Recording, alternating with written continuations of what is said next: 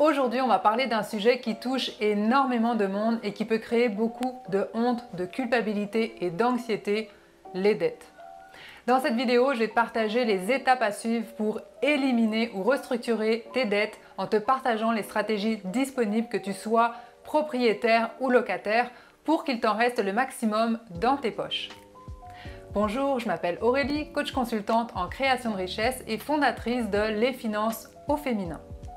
Mon intention à travers cette chaîne est de t'amener à reprendre ton pouvoir à tous les niveaux en abordant des sujets en lien avec l'argent, l'entrepreneuriat et le développement personnel.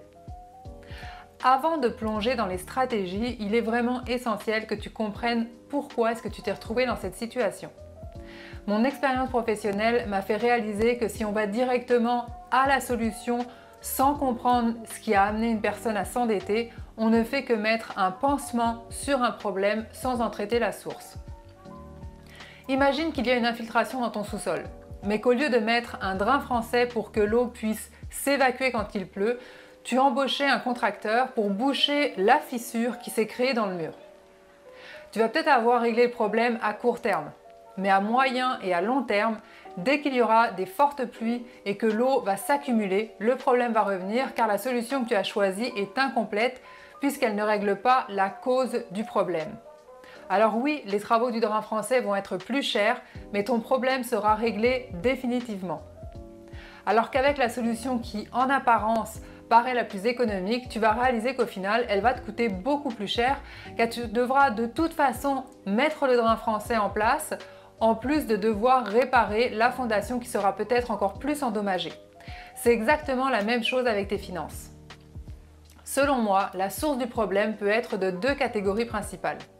La première est intérieure, c'est-à-dire qu'elle est liée à nos émotions, à un certain mal-être, à des croyances sur l'argent ou sur notre identité qui induisent des comportements qui nous appauvrissent. Quand on se sent mal intérieurement parce qu'on a souffert de traumatismes passés, parce qu'on a peu d'estime de soi, parce qu'on a déjà été abusé ou maltraité, eh bien inconsciemment on cherche un répit. Une solution pour se sentir mieux, même si c'est éphémère. Cela peut donc nous pousser à faire des achats compulsifs, à sortir ou à consommer des substances telles que les drogues ou l'alcool. Tant que tu ne t'attaqueras pas à la source du problème, qui est en lien avec ce que tu ressens et à tes croyances, tu tourneras en rond et tu reviendras toujours à la même case, car cela équivaut à mettre un pansement sur une blessure sans la soigner.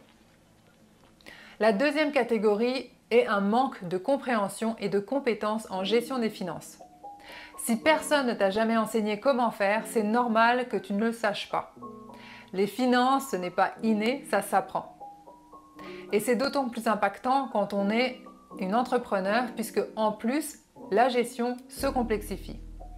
Quand on ne comprend pas comment ça fonctionne et qu'on se sent complètement dépassé, une des solutions est de faire l'autruche jusqu'à ce qu'on frappe un mur et que la vie nous force à affronter nos peurs. Et d'autres fois, eh bien, c'est une combinaison des deux, des problèmes intérieurs et un manque de compétences financières. C'est pourquoi, selon moi, il est vraiment important quand on décide de prendre nos finances en main, d'aller au-delà des chiffres et de s'assurer de bien identifier la source du problème. Et c'est justement ma spécialité.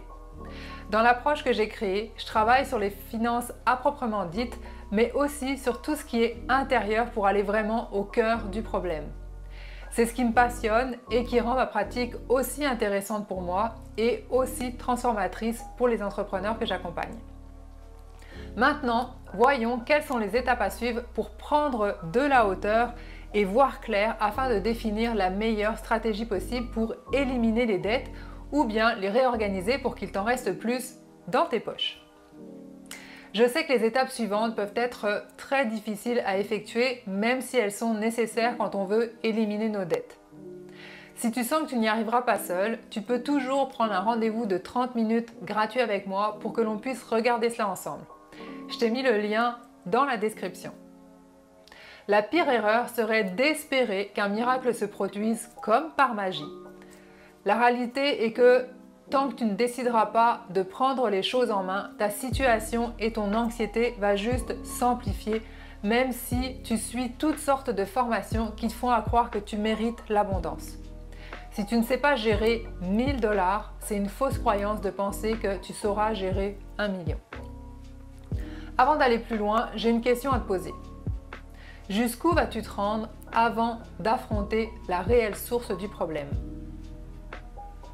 Étape numéro 1 pour éliminer ou restructurer tes dettes, faire le bilan de ta situation.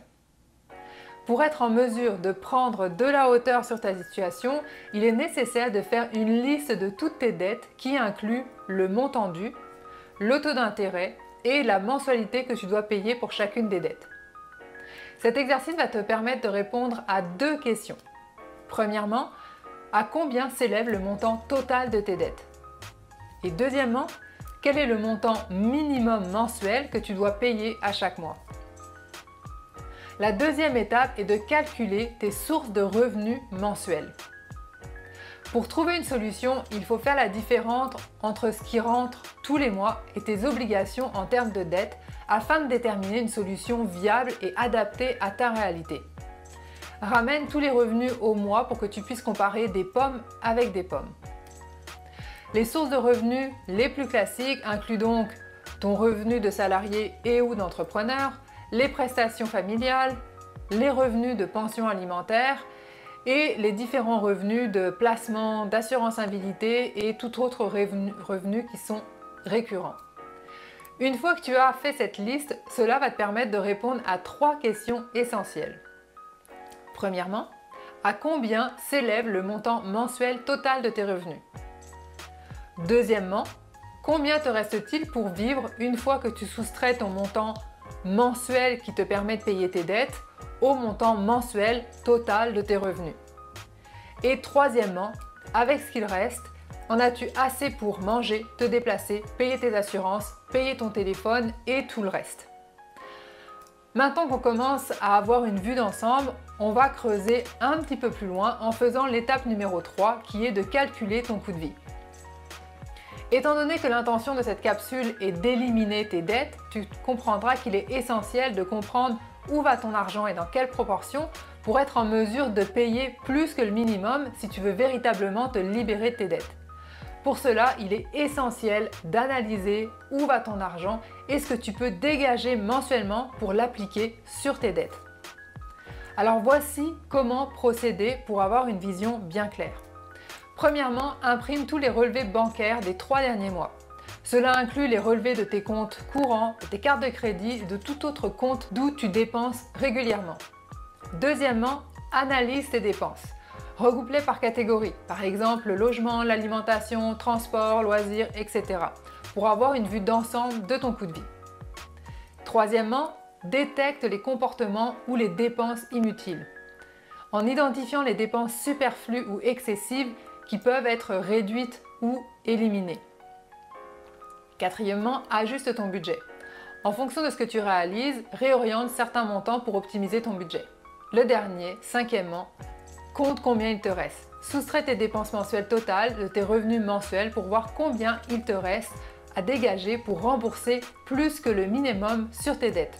Maintenant que ces étapes qui sont essentielles sont faites, regardons ensemble dans l'étape 4 les principales stratégies qui sont disponibles. Alors il existe différentes stratégies pour éliminer les dettes et je vais les expliquer dans cette deuxième partie de vidéo. Je vais commencer par une stratégie qui s'adresse uniquement aux propriétaires et donc à ceux qui ont acheté leur résidence. Ensuite, je te partagerai les autres stratégies qui s'appliquent à tout le monde, donc autant aux propriétaires qu'aux locataires. Comme cette capsule est générale et que chaque situation est différente, l'intention est de te permettre de découvrir les différentes stratégies disponibles pour te familiariser. Si tu souhaites une consultation personnalisée pour que je puisse analyser ta situation et déterminer un plan d'action adapté à ta réalité, je t'invite à prendre un rendez-vous gratuit de 30 minutes en cliquant sur le lien qui est dans la description. Cela permettra de comprendre ta situation pour ensuite déterminer la stratégie la plus appropriée pour toi. Il existe de nombreuses particularités dans les différentes stratégies que je vais te partager et c'est pour cette raison que chaque situation doit être traitée au cas par cas. L'objectif ici est de te partager les options disponibles afin que tu puisses avoir une idée de ce qu'il est possible de faire et qui pourrait fonctionner pour toi dépendamment de ta situation. La stratégie numéro 1 et qui s'adresse uniquement aux propriétaires est celle qui consiste à réorganiser les dettes à l'aide d'un refinancement hypothécaire avec consolidation des dettes. Cette stratégie s'adresse aux propriétaires qui ont déjà payé une partie de leur maison ou dont la valeur a considérablement augmenté depuis qu'ils l'ont achetée, comme c'est le cas pour ceux qui ont acheté avant la Covid. Ils peuvent obtenir jusqu'à 80% de la valeur de leur propriété pour restructurer leurs dettes si leur dossier de crédit et leurs revenus le permettent. Il est important de savoir que chaque prêteur hypothécaire a ses particularités et que le même dossier peut être accepté par une institution financière et refusé par une autre. C'est pourquoi il est recommandé de faire affaire avec un courtier hypothécaire d'expérience puisqu'il aura accès à une multitude de prêteurs hypothécaires, contrairement au conseiller bancaire qui est limité aux produits de l'institution qu'il représente. En plus, les services du courtier hypothécaire sont gratuits.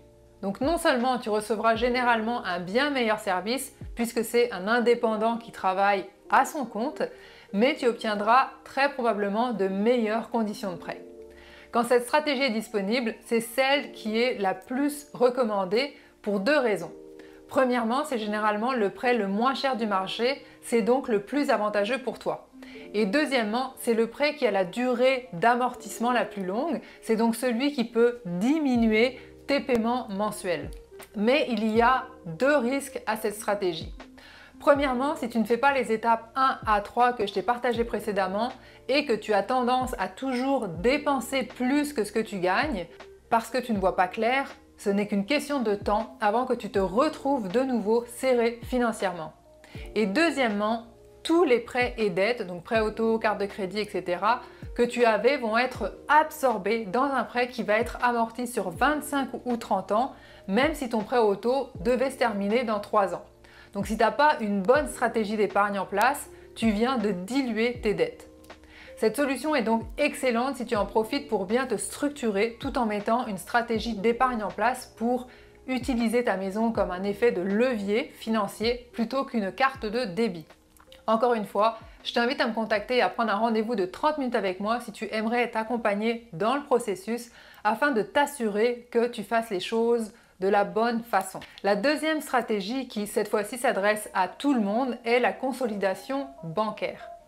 Cette stratégie repose sur le même principe que la stratégie numéro 1, mais au lieu d'utiliser la maison comme levier, ta banque t'accorde un prêt personnel pour regrouper et payer tes dettes les plus coûteuses. Tu dois passer directement avec ta banque pour l'obtenir. Elle évaluera ton dossier en fonction de ton pointage de crédit, de tes revenus et de ton taux d'endettement pour te l'octroyer ou pas. Si tu es propriétaire, il y a 3 raisons pour lesquelles cette option est moins avantageuse que la précédente. Premièrement, le taux d'intérêt d'un prêt personnel est plus élevé que celui d'un prêt hypothécaire, mais il reste quand même bien plus bas que celui des cartes de crédit. Deuxièmement, la durée maximale de remboursement de ce type de prêt est de 10 ans, contrairement au prêt hypothécaire qui peut aller jusqu'à 30 ans. Et troisièmement, l'intérêt composé d'un prêt personnel est plus grand que celui de la plupart des prêts hypothécaires. Autrement dit, il te coûte plus cher. L'intérêt composé est de l'intérêt sur de l'intérêt. Il joue donc en ta faveur lorsque tu investis via des placements. C'est ce qui fait que plus tu investis longtemps, plus tu vas faire de l'argent sur ton argent. Mais il joue en ta défaveur lorsque tu empruntes via tes cartes de crédit, puisque le même principe s'applique, mais cette fois-ci, ça va en ta défaveur puisque ça va te coûter plus cher en intérêt. Même si la consolidation bancaire est moins avantageuse que la première pour les propriétaires, elle reste quand même bien plus intéressante que de ne rien faire car elle te permet de regrouper tes dettes à un taux d'intérêt qui est plus bas que celui des cartes de crédit tout en te fournissant un plan de remboursement plus structuré où tu vas payer autant du capital que de l'intérêt. Maintenant, nous allons aborder la troisième stratégie que beaucoup de personnes refusent, mais qui pourtant peut être libérateur et qui est celle de la proposition de consommateur ou de la faillite. Si tu es propriétaire et que ton courtier n'a pas été en mesure de t'aider avec un refinancement hypothécaire, une deuxième tranche de prêt ou un prêt privé pour consolider tes dettes et que ta banque refuse de te prêter de l'argent, mais que tes dettes t'empêchent de respirer et de vivre, c'est une option à considérer. Nous faisons tous des erreurs, mais cela ne va pas dire que nous devons être condamnés toute notre vie à les subir. Selon ta situation, la proposition de consommateur peut être plus avantageuse que la faillite et vice-versa. La proposition de consommateur est une forme de consolidation de dette dans le cadre d'un processus légal. Tu auras un montant mensuel à payer en fonction de ta capacité financière sur une période maximum de 60 mois, donc 5 ans sans intérêt. La faillite, quant à elle, est un processus qui te permet de te libérer de tes dettes et qui peut durer de 9 mois à 21 mois selon tes revenus. Contrairement à une croyance populaire, ce n'est pas parce que tu fais une proposition ou une faillite que tu vas forcément perdre ta maison. Au contraire, une proposition consommateur peut être la solution qui va te permettre de la garder. Même si tu devais passer par l'un ou l'autre des processus, il est crucial de faire les étapes 1 à 3 pour faire des prises de conscience et prendre en main tes finances. Il est important de comprendre qu'un syndic t'aidera à gérer tes dettes, mais ne t'enseignera pas comment gérer tes finances. Mon expérience professionnelle m'a montré que les personnes qui utilisent les services d'un syndic sans faire le travail que je t'ai expliqué précédemment vivent avec la peur au ventre parce qu'ils ne sont pas plus compétents dans la gestion de leurs finances. Elles restent souvent inconscientes des causes qui les ont amenées dans cette situation en raison d'un manque de connaissances financières et d'un travail d'introspection. Au final, même lorsque les dettes sont effacées, ce qui leur reste est souvent de la honte et de la peur de se retrouver à nouveau dans une situation d'endettement. Alors je t'encourage encore une fois à prendre un rendez-vous avec moi pour un accompagnement personnalisé si tu manques de connaissances et de compréhension face à tes finances et que tu es prête à faire un travail en profondeur. Cela te permettra de comprendre là où les sources du problème et de mettre en place des stratégies pour t'assurer une gestion financière et durable qui te rend fière et confiante. Maintenant, nous allons aborder différentes stratégies qui sont universelles et qui s'adressent vraiment à tout le monde, que tu sois propriétaire ou non, du moment que tu veuilles rembourser tes dettes. La méthode de la boule de neige. Alors cette méthode consiste à commencer par rembourser la plus petite de tes dettes. Une fois qu'elle a été éliminée, tu vas utiliser l'argent que tu mettais sur cette dette-là pour éliminer la deuxième des plus petites des dettes en l'ajoutant sur le paiement que tu faisais déjà. Lorsque la deuxième dette sera éliminée, eh bien, tu vas appliquer ce montant sur la troisième dette et ainsi de suite. Cela crée un effet boule de neige puisque tu appliques des montants de plus en plus élevés, ce qui peut être très motivant puisque tu élimines ton nombre de dettes plus rapidement.